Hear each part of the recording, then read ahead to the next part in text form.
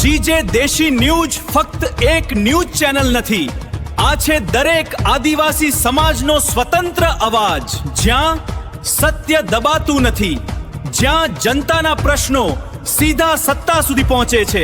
ગામડાની ગલીઓથી લઈને રાજકારણના દરબાર સુધી દરેક અવાજને મળે છે એક મજબૂત મંચ। અન્યાય સામે નીડર અવાજ, આદિવાસી હક્કોની લડત અને સત્યની સીધી વાત। સોનગઢ કિલ્લા પાછળના મહિલાની લાશ મળતા ચકચાર, હત્યા કે આત્મહત્યા, પોલીસની તપાસ તેજ। તાપી જિલ્લાના સોનગઢ ખાતે કિલ્લા પાછળના ભાગે આવેલી એકાંત જગ્યામાં અંદાજે 35 થી 40 વર્ષની અજાણી મહિલાની લાશ મળી આવતા સમગ્ર પંથકમાં ચકચાર મચી જવા પામી છે। ઘટના 9 જૂનની મોડી સાંજે પ્રકાશમાં આવતા સ્થાનિક લોકોમાં અનેક તર્ક વિતર્કો શરૂ થયા છે। સોનગઢ કિલ્લાની પાછળના ભાગે એક મહિલાનો મૃતદેહ પડ્યો હોવાની જાણ પોલીસને થતા તાત્કાલિક પોલીસ કાફલો ઘટના સ્થળે દોડી આવ્યો હતો। પોલીસે સ્થળનું પંચનામું કરી મૃતદેહને પોસ્ટમોર્ટમ માટે ખસેડી આગળની કાર્યવાહી હાથ ધરી હતી। પ્રાથમિક તબક્કે મહિલાનું મોત હત્યાના કારણે થયું છે કે પછી આત્મહત્યા છે તે અંગે કોઈ સ્પષ્ટતા થઈ શકી નથી।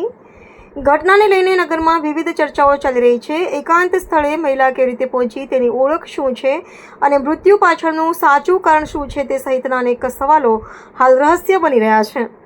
ઘટનાની ગંભીરતાને ધ્યાનમાં રાખી તાપી પોલીસ દ્વારા ફોરેન્સિક સાયન્સ લેબોરેટરીની ટીમ તેમજ ડોગ સ્ક્વોડની મદદથી સ્થળ પરથી પુરાવા એકત્રિત કરવામાં આવી રહ્યા છે। પોલીસ વિવિધ દિશામાં તપાસ આગળ વધારી રહી છે। પોસ્ટમોર્ટમ રિપોર્ટ અને ફોરેન્સિક તપાસના અહેવાલ બાદ જ મહિલાના મોત પાછળનું સાચું કારણ બહાર આવશે। હાલ સમગ્ર મામલો પોલીસ તપાસ હેઠળ હોવાનું જાણવા મળ્યું છે।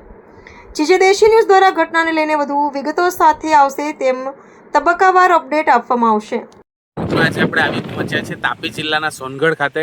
મારી પાછળ આપ જોઈ શકો છો સોનગઢનો ઐતિહાસિક કિલ્લો છે। ગત મોડી સાંજે આ સ્થળ પર એક મહિલાની લાશ મળી છે અને આત્મહત્યા કે હત્યા એનું ઘૂંટાતું રહસ્ય વચ્ચે એક મહિલા આ સ્થળ પર જ્યારે એની લાશ મળે છે ત્યારે એ સ્થળ પર આપણે જીજે દેશી ન્યૂઝના માધ્યમથી પહોંચ્યા છીએ। આ જગ્યા પર આ સ્થળ પર જે મહિલા છે ચંપલ પણ આપ જોઈ શકો છો, અહીંયા ચંપલ પણ દેખાઈ રહી છે।